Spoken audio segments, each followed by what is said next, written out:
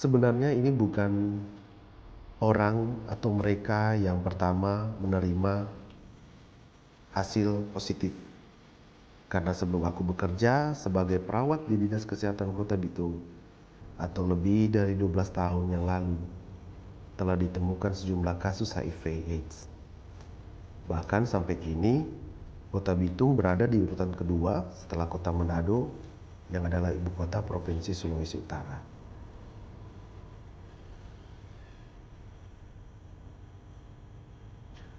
Kasus HIV/AIDS di Kota Bitung dari tahun ke tahun terus bertambah.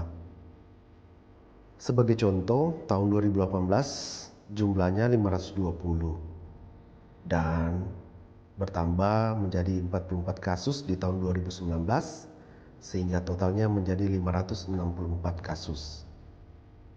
Dan tahun berikutnya juga di tahun 2020 naik lagi menjadi total 623.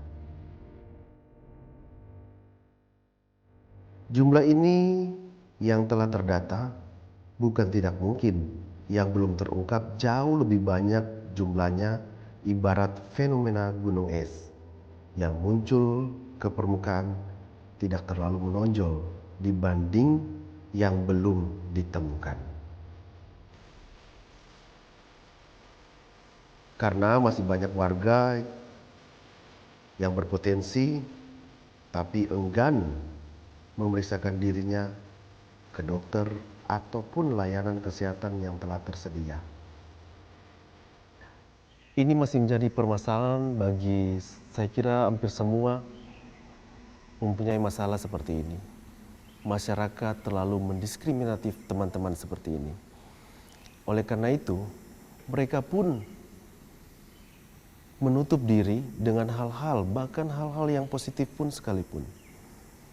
Dan ini yang membuat saya tergerak untuk masuk dalam komunitas-komunitas ini.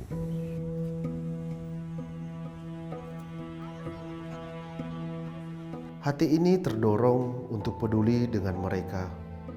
Walau untuk itu, aku harus menyediakan waktu ekstra di luar jam kerja ataupun di luar jam pelayanan di puskesmas.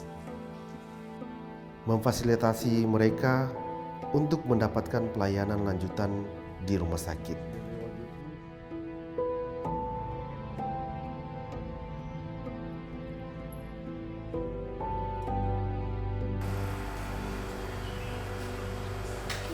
Halo, brother. Oke, Apa kabar? baik-baik.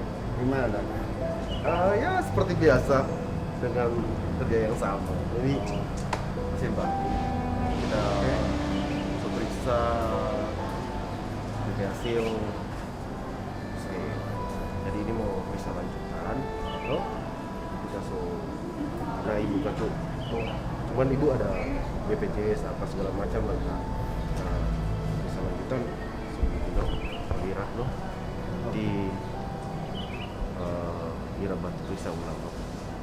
Yang penting Siap. ibu kita bawa sini, nanti orang tetap kontrol lanjut. Oke? Oke, siap.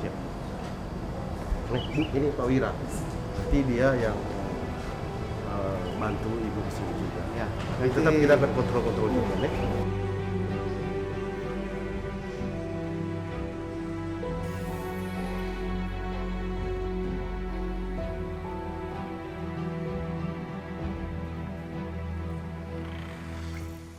Saya bersyukur sudah Pak Menteri Yoyo kasih jalan, suruh ke Manemonembo, baru ketemu dengan Menteri Pak Wira, asisten Dokter Bernard Ali Dalam, baru ketemu dengan Dokter Ali Dalam Bernard, baru situ sudah dia kasih ubah sudah saya. Jadi di situ saya sudah minum ubah, Pak Wira suruh ikut penyuluhan tiap-tiap bulan, kalau ada penyuluhan saya ikut.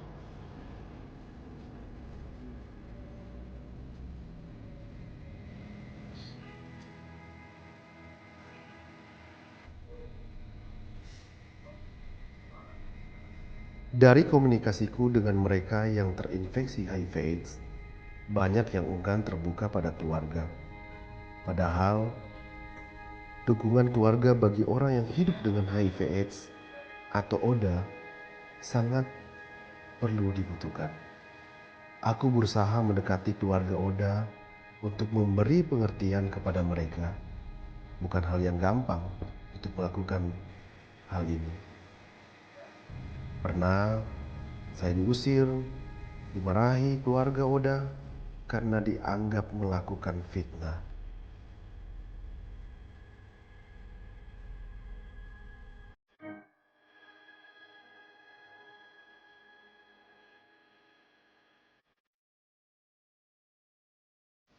Tapi ada pula keluarganya yang histeris. Tapi aku harus tetap menenangkan karena sebagian warga menganggap Oda itu sampah dan hidupnya sudah dekat di liang kubur. Dalam melaksanakan pengabdian dan kepedulian terhadap orang yang hidup dengan HIV, aku berusaha membangun jejaring dengan para teman-teman dokter dan tenaga medis lainnya. Di antaranya ada Dokter Debbie yang juga konsen dengan masalah HIV/AIDS ini. HIV itu adalah Human Immunodeficiency Virus dan dia akan menyebabkan satu kumpulan penyakit yang disebut sebagai AIDS. AIDS itu sendiri adalah Acute Immunodeficiency Syndrome. Jadi sekumpulan penyakit yang disebabkan karena menurunnya kekebalan tubuh oleh infeksi virus HIV ini.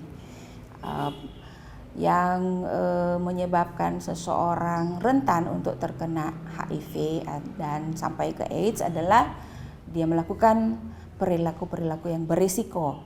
Yang paling banyak adalah perilaku melakukan hubungan seksual yang tidak aman. Kemudian penyebab juga yang paling banyak adalah penggunaan jarum suntik yang tidak steril dan biasanya ini ada pada pengguna narkoba. Bisa juga dari ibu kepada anak lewat air susu ibu atau lewat transplasental, bisa juga lewat transfusi darah.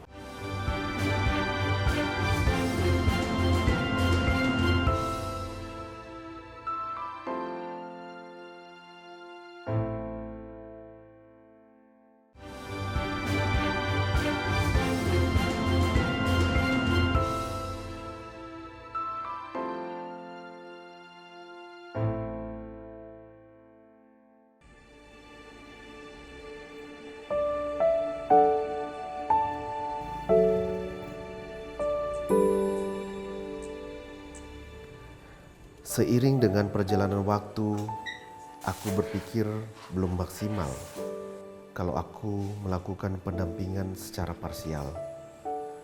Aku memberanikan diri menjadi bagian dari komunitas populasi kunci. Kalau di Bitung ada namanya komunitas LGBT, Batemang Plus, kelompok sebaya lainnya, bahkan komunitas-komunitas yang lainnya.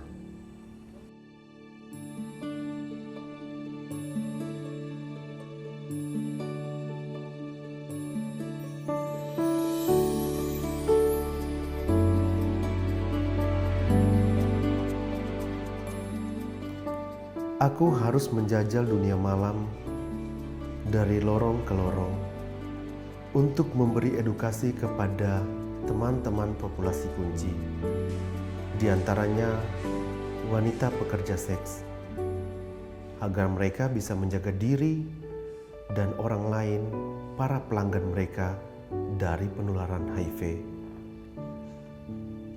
Melakukan aktivitas mereka dengan cara yang aman.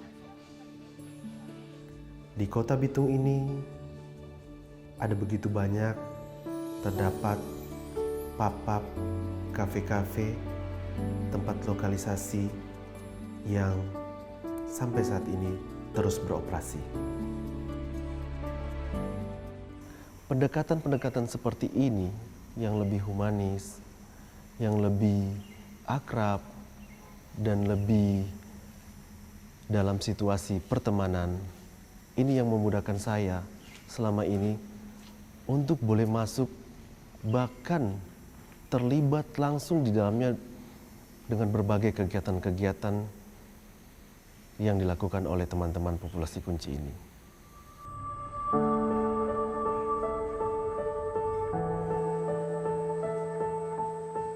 HIV/AIDS akan terus menjadi ancaman. Karena itu dalam keterbatasan aku berusaha untuk melakukan apa yang bisa aku buat, sekalipun hanya di ujung cahaya. Tapi aku ingin memberi setitik harapan bagi para ODA dan bagi mereka yang rentan. Bersama dengan teman-teman, ketika kami melihat bahwa gaya hidup, bahkan perilaku hidup mereka yang condong ke arah-arah yang dalam tanda kutip mereka melakukan free sex dan lain-lain sebagainya. Dan ini juga yang mendorong saya untuk ada bersama-sama dengan teman-teman, baik itu di tempat kopi ataupun di tempat-tempat yang lainnya untuk melakukan edukasi. Bahkan sampai sekarang juga pun saya tetap melakukan pemeriksaan-pemeriksaan. Walaupun memang untuk sasaran-sasaran populasi kunci ini, mereka juga tidak termasuk di dalamnya.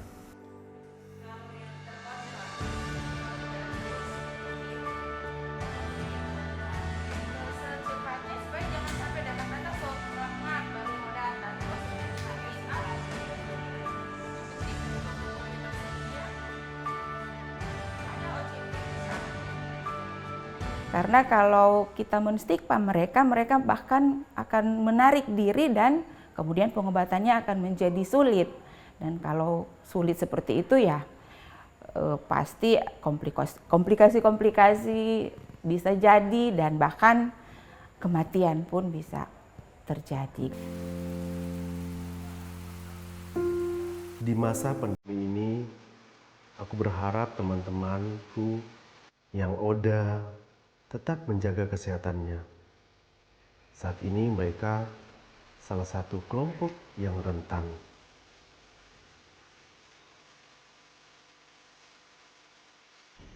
Dan kalaupun sampai hari ini masih ada masyarakat yang mendiskriminasi mereka,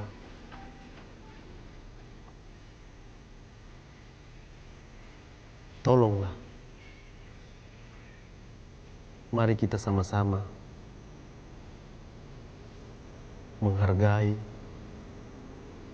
memberikan dukungan bagi mereka.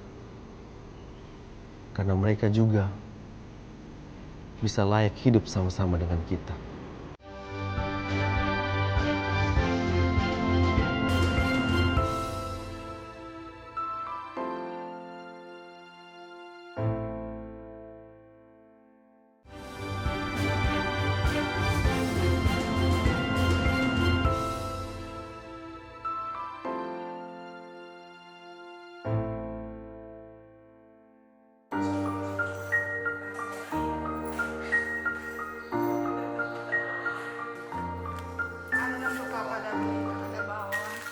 Aku tahu pekerjaan yang aku lakukan ini sangat berisiko. Tetapi aku yakin niat baik dan keikhlasan untuk mengasihi sesama jauh lebih berarti. Syukur juga keluarga, terutama istri yang adalah juga seorang pemuka agama, mendukung pekerjaanku ini. Tidak semua orang yang diberikan tanggung jawab seperti dia. Tapi sebagai istri, saya sangat bangga. Bangga dengan keterampilannya, bangga dengan skillnya, bangga dengan semua talenta yang Tuhan percayakan untuk dia. Sehingga dia boleh mengeksplor semua itu dengan baik. Pada tahun 2018, aku ditetapkan sebagai perawat teladan tingkat nasional. Penghargaan ini semakin meyakinkan aku bahwa apa yang aku lakukan selama ini ternyata memberi nilai positif dalam pembangunan kesehatan. Ketika diberikan kesempatan di tingkat kota, tingkat provinsi, dan boleh menjadi utusan dari Provinsi Sulawesi Utara, itu juga salah satu kebanggaan. Tetapi ini bukan tujuannya. tujuan saya selama ini ketika berkecimpung di dunia ini dalam program kesehatan ini itu jujur, murni karena merasa terpanggil, merasa beban dengan kehidupan, apalagi kota Bitung adalah kota pelabuhan.